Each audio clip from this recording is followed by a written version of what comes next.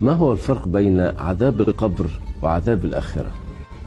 القبر ليس فيه عذاب لأنه لا عذاب إلا بعد حساب، والحساب هيبقى في الآخرة.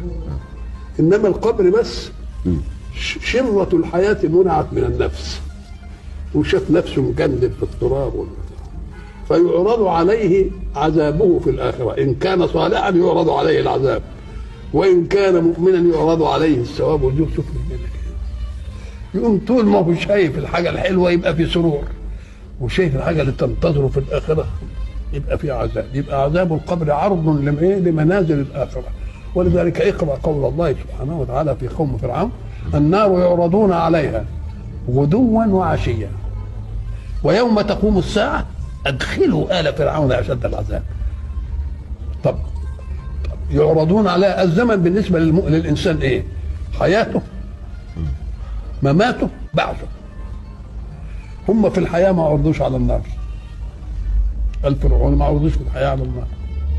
خلاص، يبقى لم يبقى إلا زمانين اثنين: زمان الموت اللي هو البرزخ، وزمان الإيه؟ الآخرة. أما زمان البرزخ فقال النار يعرضون عليها، ولما زمان الآخرة ويوم